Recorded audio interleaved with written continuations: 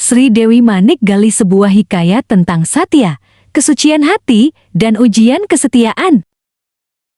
Hey bro and sis, mari kita lanjutkan sekelumit cerita tentang Sri Dewi Manik Gali terdahulu. Kisah-kisah kuno Nusantara bukan sekadar cerita sejarah, melainkan cermin ajaran moral dan spiritual yang diwariskan kepada generasi berikutnya. Di dalamnya tersimpan nilai kesetiaan, pengorbanan, pengendalian diri, serta akibat yang muncul ketika manusia dikuasai oleh hawa nafsu. Kisah Sri Dewi Manik Gali mengajarkan bahwa kesucian hati merupakan kekuatan yang tidak dapat digoyahkan oleh godaan duniawi. Kesetiaan seorang istri kepada suaminya dipandang sebagai laku dharma yang suci, sedangkan nafsu yang tidak terkendali menjadi sumber kehancuran dan penderitaan. Semoga kisah ini menjadi sumber renungan bagi setiap pembaca. Keberangkatan Sri Maharaja Purusada. Ini adalah cerita yang mendahului sebelum Dewi Manik Gali melaksanakan pengorbanannya, Satyageni, yaitu pengorbanan suci dengan membakar diri demi mengikuti perjalanan suaminya. Pada masa lampau, berdirilah kerajaan Purusada yang pada saat itu dipimpin oleh Sri Maharaja Seksukranti. Beliau merupakan raja besar kerajaan Purusada yang memiliki kewibawaan dan kekuatan kerajaan yang sangat luas. Beliau merupakan keturunan dari Sang Surya dan Sang Rati. Pada suatu ketika, Sri Maharaja melakukan perjalanan kenegaraan ke bumi Bangsul yang di kemudian hari dikenal dengan nama Pulau Bali. Beliau dan Permaisuri dengan diiringi sekitar 8.000 bala mantri dan pasukan kerajaan. Barisan prajurit berjalan tertib mengikuti setiap langkah sang raja, sementara para pembesar kerajaan menjalankan tugasnya dengan penuh kesetiaan. Perjalanan itu tampak megah dari luar, tetapi di balik kemegahan tersebut tersimpan duka yang sangat mendalam. Di bumi Bangsul terdapat seorang patih yang bernama Demang Cepong. Ia merupakan pejabat yang setia dan menerima titah raja tanpa sedikit pun membantah sang raja yang bernama Sri Maharaja Jayengrat beserta permaisurinya, Sri Dewi Manik Gali. Duka Sri Dewi Manik Gali. Sri Dewi Manik Gali ketika itu tengah diliputi kesedihan yang tak terlukiskan.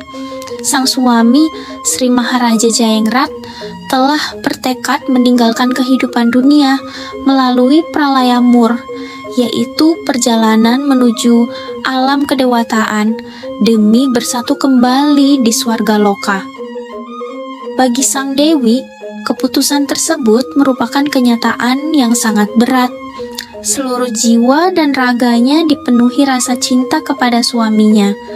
Tidak sedikit pun hatinya berpaling kepada orang lain.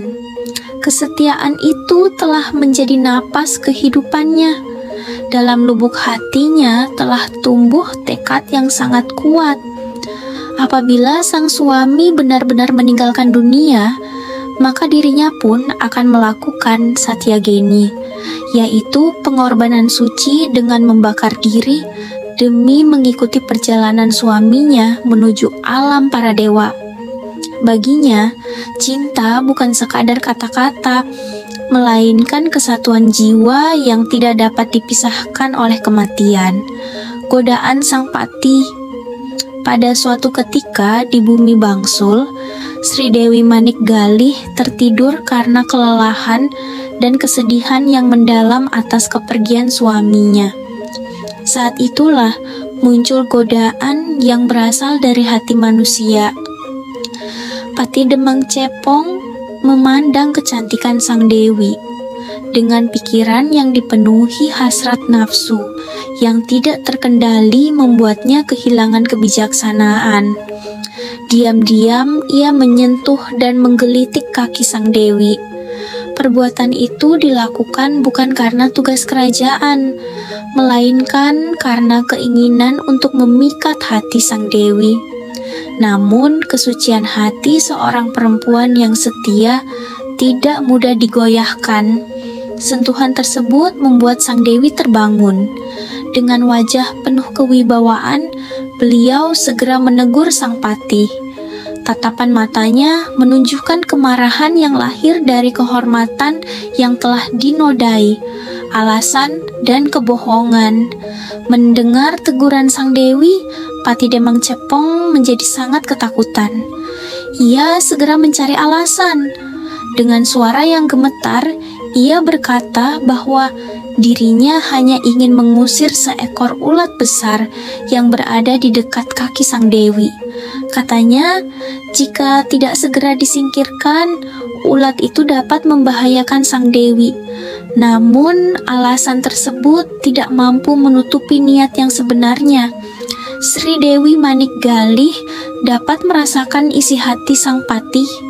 Beliau mengetahui bahwa di balik ucapan itu tersimpan keinginan yang tidak suci. Hati sang dewi dipenuhi kemarahan.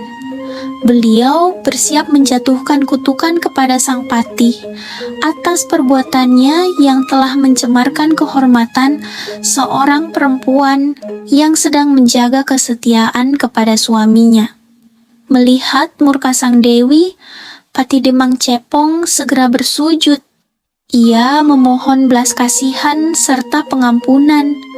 Berulang kali ia meyakinkan bahwa semua yang dilakukan semata-mata untuk mengusir ulat tersebut. Tetapi sang dewi tetap mengetahui isi hati manusia tidak dapat disembunyikan oleh kata-kata. Kesetiaan yang tak tergoyahkan. Perdebatan itu segera terdengar oleh para pengiring kerajaan. Satu demi satu mereka berdatangan. Orang-orang berkerumun menyaksikan peristiwa yang menggemparkan tersebut. Di hadapan, banyak orang tampak jelas perbedaan antara kesucian hati dan hawa nafsu. Sri Dewi Manik Galih tetap teguh memegang dharma. Tidak sedikit pun beliau membiarkan dirinya dipengaruhi oleh rayuan maupun tipu daya. Kesetiaannya kepada Sri Maharaja Jayengrat, suaminya, telah menjadi ikatan suci yang tidak dapat dipatahkan.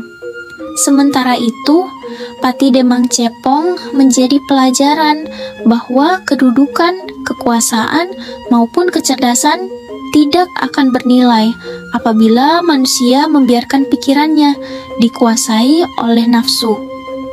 Kesucian hati akan selalu memancarkan kewibawaan.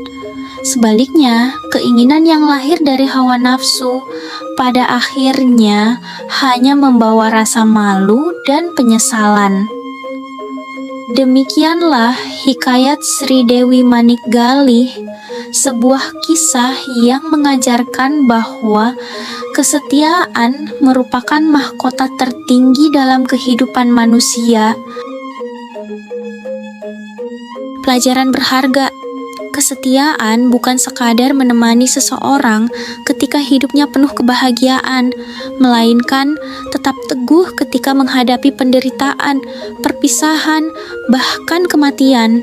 Sri Dewi Manik Galih menjadi lambang ketulusan cinta yang tidak tergoyahkan oleh godaan duniawi.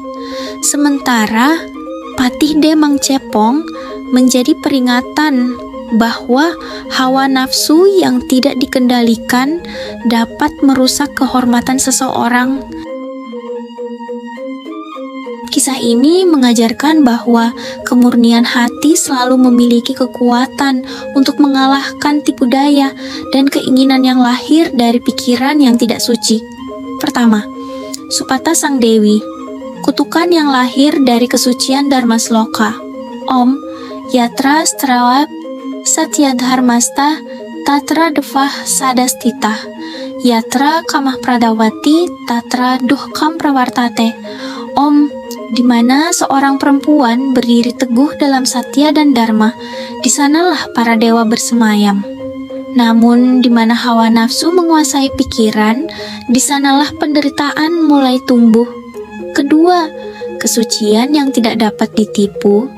Tatkala Sri Dewi Manik Galih mengetahui isi hati Pati Demang Cepong, mata beliau memancarkan kewibawaan laksana api suci yang membakar segala kepalsuan.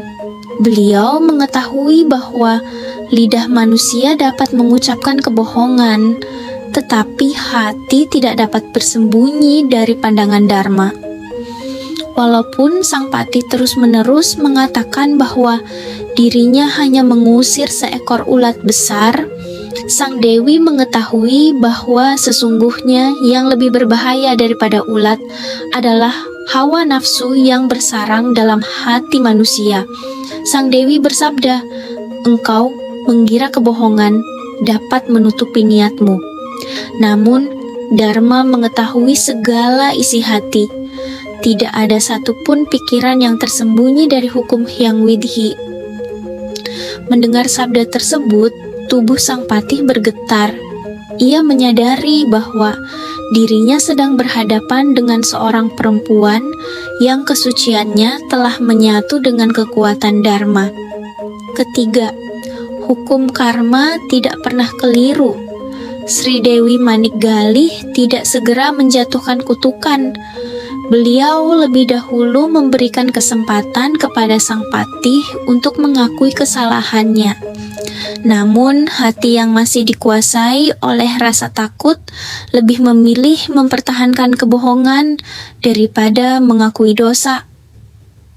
Pada saat itulah Sang Dewi berkata, "Ketahuilah, setiap pikiran yang lahir dari hawa nafsu akan kembali kepada pemiliknya. Itulah hukum karma yang tidak pernah salah."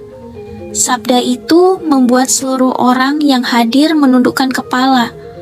Mereka memahami bahwa manusia tidak dihukum hanya oleh perbuatannya, tetapi juga oleh niat yang tersembunyi dalam batinnya. Keempat, makna bagi Dharma.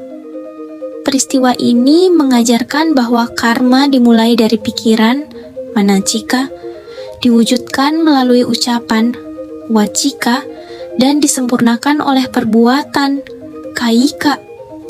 Walaupun suatu perbuatan belum berhasil dilakukan, niat yang buruk tetap meninggalkan bekas dalam batin dan akan menghasilkan akibat sesuai hukum sebab akibat.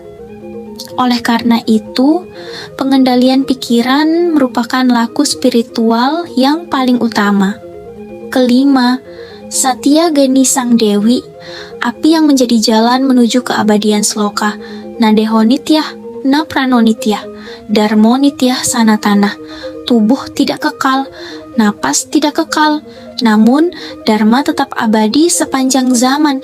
Keenam, tekad yang tidak bergeser.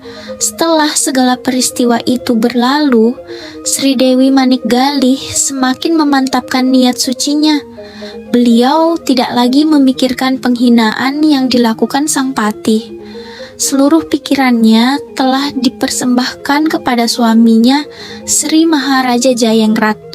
Bagi beliau, Satyageni bukanlah jalan kematian, melainkan lambang kesatuan cinta, pengabdian, dan kesetiaan yang tidak dipisahkan oleh dunia maupun alam roh. Beliau memohon restu kepada para dewa serta leluhur agar perjalanan suci tersebut diterima sebagai persembahan Dharma. Tidak ada sedikit pun keraguan, tidak ada rasa takut. Yang ada hanyalah keyakinan bahwa cinta yang dilandasi Dharma akan menemukan jalannya menuju keabadian. Ketujuh, api sebagai lambang penyucian. Dalam ajaran kuno, api bukan sekadar unsur alam. Api adalah saksi. Api adalah penyuci. Api adalah jalan yang membakar segala keterikatan duniawi. Karena itu, Satyageni dipandang sebagai lambang penyerahan diri secara total kepada Dharma. Api tidak membinasakan jiwa. Api hanya mengembalikan unsur-unsur badan kepada alam semesta. Sementara jiwa melanjutkan perjalanan sesuai hukum karma dan anugerah Tuhan, Sang Hyang Widiwasa. Semoga dapat menjadi bahan introspeksi diri dalam meniti sisa hidup Anda yang belum pasti kapan berakhirnya.